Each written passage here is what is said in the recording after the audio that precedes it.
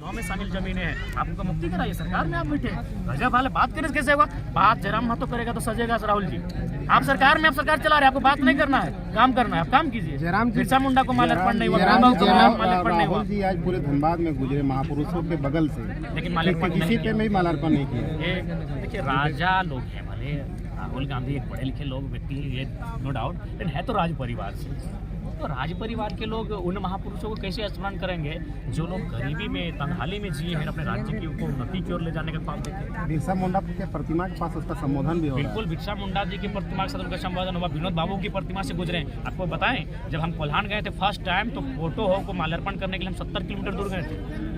70 kilometre दूर हम गए थे। हम गए आपका बोकारो, जब हम गए थे ऑफिस उद्घाटन में, अंदर में जयतारा गाँव बस्ती में है, हम रोड से हटकर पिंडरा, जब हम जयतारा जाके माल्यार्पण करके आए थे लीलो हीरो पटेल बावरी का। तो जिस क्षेत्र में आप जाते हैं, कम से कम उनका सम्मान होना चाहिए। जयराम जी, जयराम की तरफ से इतना मीठा मीठा बोली, आज बीजेपी की तरफ से इतना कड़वा बोली क्यों बोलते हैं? नहीं, ऐसा कोई बात नहीं है। 2 साल से तुम लोग राज्य सरकार के ही विपक्ष में थे, क्योंकि अब हमारी लड़ाई बीजेपी की तरफ से ज्यादा कड़वा लगता है। नहीं, बीजेपी रहे, जेएमएम रहे, आजसू रहे, कांग्रेस रहे, सभी इस राज्य के लिए समान कार्य किए हैं। तो हम लोग समान विचार उनके लिए रखते हैं, क्योंकि लोकसभा भी है, तो लोकसभा में केंद्र सरकार की नीतियों की बात हो। आपके सभाओं में आपसी वोट की बात हो रही है, 32 कहाँ चला गया, भाषा कहाँ चला गया? देखिए, सबसे पहला बात आपको चीज़ों को समझना होगा कि अब हम लोकसभा का चुनाव लड़ेंगे, तो लोकसभा एक सेंट्रल विषय है। तो हम लोग जो सेंट्रल विषय पर जाएंगे तो किन मुद्दों के साथ जाएंगे? बाकी हमारे एक दो वक्ता तो बोल ही रहे हैं, ऐसा बात नहीं है, लेकिन जब हम समय कम है, समय का पाबंद है, तो मोतीलाल जी तो 1932 में बात किए, आप क्यों नहीं कर रहे? हमारे पास चूंकि हम प्रत्याशी रहेंगे, वो कंफर्मेशन हो चुका है, तो हम आखिर किन मुद्दों के साथ लोकसभा जाएंगे? शंकर रजक के अखबार में बीजेपी के प्रवक्ता आपको चेतावनी दे रहे हैं कि चंदन क्या रही है। हाँ, बड़ा मजा आएगा। थोड़ा चुने हुए जनप्रतिनिधि खिलाफ बोलते हैं, क्या बोले थोड़ा आप बताएंगे, क्या गलत बोले?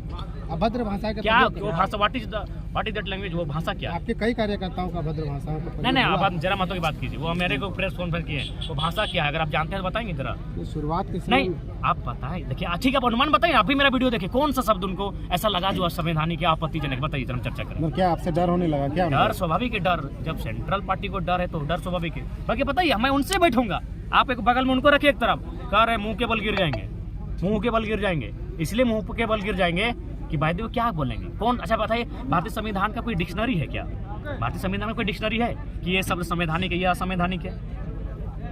नहीं, बताइए कौन सा शब्द है, हम चर्चा करना चाहेंगे। आप अपने अनुमान से बताइए कौन सा शब्द है। आप पढ़े लिखे पत्रकार हैं, जरा महतो पढ़ा लिखा नेता है, बीजेपी उनके, हाँ बताइए कौन सा भाषा गलत है? आप बताइए, एक्सप्लेन कीजिए, तब ना हम एक्सप्लेन करेंगे। कई भाषा आप बताइए राहुल जी। शुरुआत के दौर में बाबूलाल मरांडी, नहीं, बाबूलाल भूल जाइए, वहाँ माफी मांग लिए, वहाँ हम बोले कि हमारा गलत। अभी आप नहीं, अब अमरवरी और बिरंची नारायण पियन बोकारो की सभा की बात करें राहुल जी। आप अगर आप नहीं डरते हैं तो आप निसंकोच हमको शब्द का बताइए। अभी हम बैठे हैं, अभी इतने लोग, आज चूंकि आपको लोग आज 10,000 से ज्यादा अभी रात को ही लोग सुनेंगे और देखेंगे, बताइए वो भाषा क्या है? अभी हम चर्चा कर लेते हैं। रजक जी से हम लोग को सवाल करना पड़ेगा। नहीं, आप बताइए कौन सा, ठीक है, आप अनुमान बताइए कौन सा भाषा होता है, कौन सा लैंग्वेज है जिनको लगा कि हमारे संवैधानिक आपत्तिजनक, बताइए। बाहरी सांसद आज जेएमएम का स्थापना दिवस में एक ही गूंज था कि हमने 2 बार 32 लागू कर दिया, लेकिन भाजपा के लोग ने रद्द करा दिया। देखिए, वो तो जेएमएम का मुद्दा है, हम लोग का मुद्दा देख ही रहे, और हम लोग कहीं ना कहीं जेएमएम सरकार में रहकर अपनी पॉलिसी नहीं बना रहे। यार ठीक है, जब तक 32 सही ना हो तब तक आप राज्यपाल के अनुमोदन, राज्यपाल के अप्रूवल से तो नीति बनाकर बहालियाँ को ले सकते हैं। आप परीक्षाओं को लोकल भाषाओं में लेकर तो ले सकते हैं, आप तो लोकल चीज़ों को डिलीट कर रहे हैं। एसीसी का आंदोलन क्या हुआ जयराम जी? आज एक महीना होने चला, आज 4 तारीख, पिछला 4 तारीख को आप सिंदरी गए थे, आज 4 तारीख, एक महीना लगा। मैं आपको शुरू से कहना चाहूँगा, उस समय काफ़ी हम अस्वस्थ थे, इसलिए अपने साथियों को भी कहे थे कि जब भी हमको एसएससी में या फिर फैक्ट्रियों में जाएं तो जब हम एनर्जेटिक रहे उस समय लेके चाहिए, ताकि हम 4 दिन धरने पर बैठ सकें। आखिर हुआ क्या? वार्ता में हमारी उपस्थिति नहीं थी, और मुझे लगता है जिन्होंने भी वार्ता किया है ऐसा ठीक से ही की होगी, तो उसका रिजल्ट भविष्य में आएगा।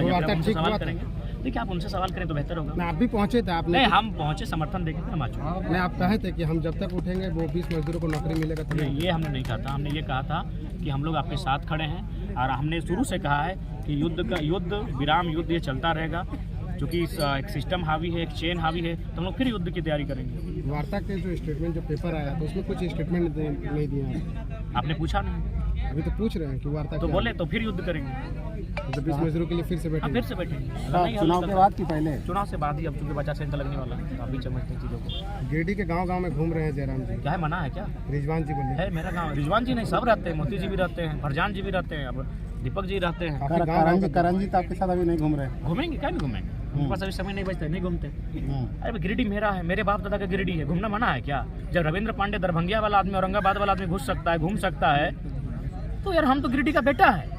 भाजपा से अनुमान लगाया जा रहा है जेपी भाई पटेल को वहाँ उतारा जाएगा। जेपी पटेल का है, हम तो चाहेंगे बाबूलाल मरांडी खुद लड़े। जेएमएम से मथुरा बाबू आएंगे। अरे बढ़िया है, आने दीजिए ना भाई, क्या दिक्कत? त्रिकोणीय चुनाव होगा, महतो त्रिकोणीय पार्टी में सभी पार्टियों में महतो को उतारा जाएगा। देखिए, ये आप अनुमान नहीं कर सकते हैं। भारतीय जनता पार्टी, चर्चाएं हैं देखिए, बाजार में। भारतीय जनता पार्टी कभी लोकल्स के साथ नहीं जाती है, खासकर नहीं, इस बार आपके चलते कर रहा और है। पिछड़ों के साथ तो कभी उतना नहीं जाती है, तो ऐसा संभव नहीं है। लेकिन उस पर जो भी आते हैं उन कैंडिडेट का सम्मान होगा। लेकिन हम लोग तो मैं चुनावी मैदान अच्छा में। जयराम जी, एक सवाल है कि रिजवान जी के आने के बाद कितना मजबूत हुए आप? देखिए, रिजवान जी कभी गया ही नहीं थे। वो हमारे प्लानिंग का पार्ट था। नया संगठन बना लिए थे। कहा तो वो पार्ट था। एक बात बताइए, और अभी मतलब ये मुस्लिम वोटरों को सुनिए, लुभाने के लिए क्या? लुभाने के लिए नहीं, तो आप भी जानते हैं, सुनिए मेरी बात, लॉजिकली सुनिए, क्योंकि हम लोग स्पष्ट स्ट्रेट फॉरवर्ड बात करते हैं, झोल झपटा नहीं। अगर हम राहुल मोदक के इतना गाँव घुमाइए ने मुस्लिम वोटरों को लुभाने के लिए सुनिए, रिजवान जी को लाया गया है। नहीं, हम मोदक वोटरों की बात कर रहे हैं। अगर हम मोदक वोटरों के बीच जाएंगे तो जयराम महतो अगर डायरेक्ट जाएगा तो मतदान करेंगे नहीं। हम राहुल माधव को लेके मदस्ता करवा के जाएंगे। अगर हम मंडल वोटरों के बीच जाएंगे तो राजपुर मंडल को लेकर जाएंगे। गोल गोल इसलिए घुमा रहे हैं, वो रिजवान गोल जी को गोल लाने घुमा रहे हैं। जयराम जी छोड़िए, जो लोग अभी आपके साथ आंदोलन किए थे वो बहुत लोग अभी आपके साथ नहीं आ पाए, वो कब आएंगे? कौन, नाम बताइए आप ना बेहतर बताएं। आप, पता नहीं, सब आ चुके पुराने लोग कब आएंगे? हैं। और भी लोग हैं, और भी लोग कौन? अभी भी आपके खिलाफ वो लोग लिख रहे हैं। अच्छा है, जब पीठ पीछे उनकी बात होती है, जिनमें कुछ बात हो, जब तक जिंदा हो तब तक निंदा है। Don't worry. ईडी की कार्रवाई पर क्या कहेंगे? बाइस्ट करवाइए, और मैं पूरे देश को कहूँगा कि इस पर आवाज़ उठाइए, नहीं तो एक लोकतांत्रिक जो स्थिति है उस पर प्रश्न चिन्ह खड़ा होगा। हम तो चाहेंगे कि आदरणीय प्रधानमंत्री काहे इतना परेशान कर रहे हैं लोगों को, अपने आप को राजा घोषित कर लें। वैसे भी देखिए, भारत के लगभग 30 से 40% लोग चाहते हैं कि मोदी जी अब आजीवन राजा रहें और ये राजतंत्र चले। तो क्या दिक्कत है, भले उसमें हम ना हो, हम उनको राजा नहीं चाहते हैं। जयराम जी को राम से डर है क्या? नहीं, बिल्कुल भी नहीं, राम आदरणीय है, क्यों डर रहेगा भाई? इस बार चुनाव में जय श्री राम आएंगे। देखिए, वो तो आ चुके हैं अयोध्या में, झारखंड में आएंगे, खतियान आएंगे, झारखंड में विस्थापन के गिरिडीह मुद्दे में भी आएंगे। आएंगे। गिरिडीह में खतियान का मुद्दा होगा, जय श्री गिरिडीह राम में का? पलायन का मुद्दा होगा, गिरिडीह में विस्थापन का मुद्दा होगा, गिरिडीह में पेट की जो आग है वो मुद्दा होगा। गिरिडीह में ही लगभग 5 लाख प्रवासी मजदूर हैं। बीजेपी के लिए जय श्री राम हिंदुत्व मुद्दा है। देखिए, वो जानती है बीजेपी, क्योंकि मैंने पहले कहा वो मुद्दा एरिस्टोटल का था। आप अगर पढ़ते हैं इतिहास को तो शायद अरस्तु, जिनको अंग्रेजी में एरिस्टोटल और हिंदी में अरस्तु कहा जाता है। नहीं, इसको क्लियर कीजिए, कैसे छोड़ दीजिए, कैसे छोड़ दीजिएगा? अरस्तु, उन्होंने 2500 साल पहले कहा था कि राजा से अगर प्रजा खुश नहीं है तो राजा को चाहिए कि पड़ोसी राज्य से युद्ध मोड़ लेना चाहिए, या फिर राजा को प्रजा को देशभक्ति की भावना में, देशभक्ति अथवा धार्मिक भावनाओं में समाहित कर देना चाहिए। और आदरणीय श्री नरेंद्र मोदी जी अरस्तु को बखूबी उनके साथियों ने अध्ययन किया है, काम करते हैं। कोयलांचल शब्द हटाने का आप मांग करने लगे। हाँ, कोयलांचल हमारे कत्ल से वारा मारदा। कोयलांचल हमारे लिए क्या गर्व का विषय है?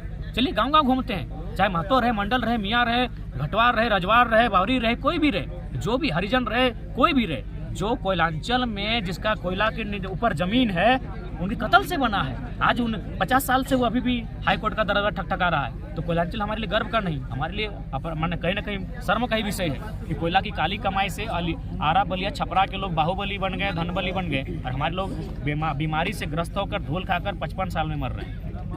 कोयलांचल हमारे लिए गर्व का विषय नहीं है, स्पष्ट है। धनबाद की लोकसभा के लिए क्या देख रहे हैं? आज की लोकसभा के लिए मजबूत कैंडिडेट देख रहे हैं, राहुल मोदी राजपुर मंडल के साथ जा सकते हैं। कुछ लोग आपके साथ जुड़ रहे हैं, तो क्या वो कुछ मनसा लेकर जुड़ रहे लेकिन हैं? 5 साल में कोई नहीं जुड़ रहा है, राज के हितार्थ चाहते इसलिए जुड़ रहे हैं। कभी अलग हो जाते हैं, कभी आपको टिकट के लिए जुड़ जा रहे नहीं, हैं। टिकट के लिए कोई नहीं जुड़ रहा है। टिकट के लिए बाजार में चर्चा है कि रिजवान जी, करण जी टिकट के लिए आए हैं। नहीं, रिजवान हमारे बड़े भाई हैं। जब जब छोटे भाई को बड़े भाई की जरूरत पड़ती है, वो एक कहावत है ना कि भाई में दुश्मनी हो जाए, इसका मतलब ये थोड़ी है कि मैंने घर के गार्जियन को कोई शत्रु आकर पीटने लगे तो मैंने दुश्मनी को रखेंगे, ये गलत बात है। तो ठीक उसी प्रकार जयराम जी अपना भविष्य देख रहे हैं, गिरिडीह में अल्पसंख्यक वोटर ज़्यादा है। देखिए, अल्पसंख्यक वोटर लगभग हर एक लोकसभा में है। तो गिरिडीह में ज़्यादा है, तो राहुल गांधी जी के साथ दिखे। देखिए, वो तो खैर अल्पसंख्यक जानते हैं यहाँ कि- भीड़ तो उसी का था रोड में आज। देखिए आप भी जानते हैं कि जब माननीय बैरिस्टर साहब भी आए तो उस समय भीड़ थी, लेकिन उन्होंने परिस्थितियों को समझा और मुझे भीड़ लगता है माना जी आज जान लगा दिया था उन लोगों ने आज रोड पर। अच्छी बात है, उनकी भावना है, राहुल जी के साथ तो सम्मान है, किसी की भावना मोदी जी के साथ है उनका भी सम्मान है। क्या कन्वर्ट कर पाएंगे रिजवान जी? देखिए गिरिडीह ग्रामीण पीछे से क्षेत्र है। रिजवान जी बिल्कुल बोल हंस भी रहे पीछे से। हंस भी रहे हैं, बोल रहे हाँ, बिल्कुल कन्वर्ट हो चुका है, कन्वर्ट हो चुका है। चलिए। और